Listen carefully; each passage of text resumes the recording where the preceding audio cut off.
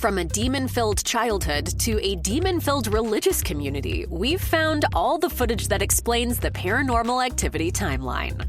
With 7 films in total, the world of Paranormal Activity exists in a non-linear timeline, at least compared to the order in which they were released. But when you watch it all in chronological order, the series' storytelling becomes infinitely stronger. It all begins with Paranormal Activity 3. The third film focuses on the childhood of sisters Katie and Christy, the former of whom grows up to be one of the leads in the first film. PA3 takes place in 1988, nearly 2 decades before the events of the next 2 films. The sisters live with their mother Julie and her videographer boyfriend Dennis. Christy begins to see an imaginary friend named Toby, who turns out to be the devil that will terrorize the family throughout the rest of the franchise. The sisters start acting weird once Toby is around, so Julie and Dennis set cameras up around the house to hopefully catch the cause of that change on tape. This entry is also the first one to introduce the coven known as the Midwives, an international cult of witches that appear frequently throughout the series. So who's the lucky guy? Toby.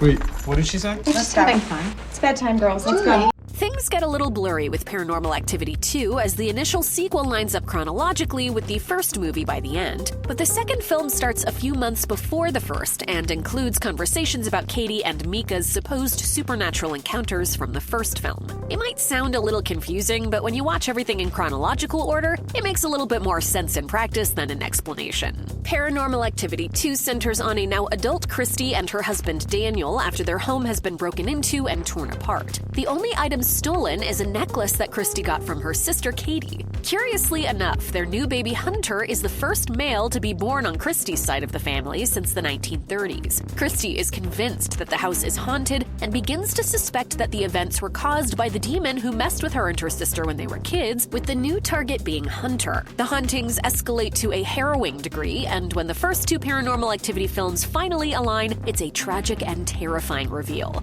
Now that we know what happened to Christy as an adult, it's time to check back in with her sister. The franchise's very first entry mostly takes place after the events of Part 2, centering on Katie and her boyfriend Mika. After strange events begin happening in their home, they set up video cameras to capture the unexplained phenomena. The hauntings gradually increase in severity, eventually culminating with the possession of Katie and Mika being thrown into the camera. The ending of Paranormal Activity 2 is an extension of what happens in the moments following the end of Paranormal Activity. The horror is certainly heightened by knowing the full truth of what's going on with Katie and the fact that Toby has been following her for decades. At that time, we both, experienced whatever it was.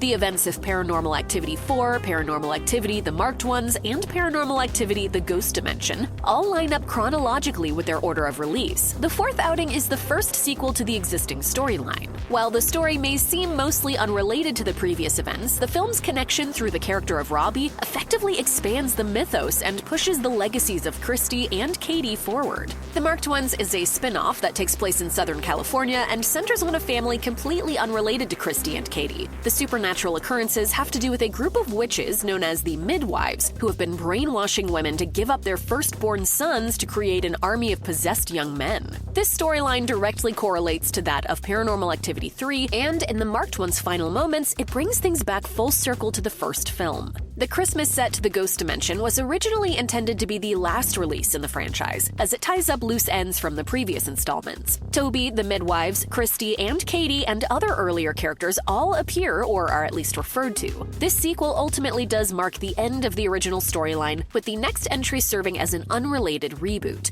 Paranormal Activity Next of Kin follows a documentarian named Margot who's searching for her birth mother, who abandoned Margot at a hospital shortly after giving birth to her. Her investigation brings her to a small Amish community, but they don't follow the teachings of a Christian god, but rather that of the demon Asmodeus, aka Toby. The climax is open-ended, thus leaving the doors wide open for any potential future paranormal installments.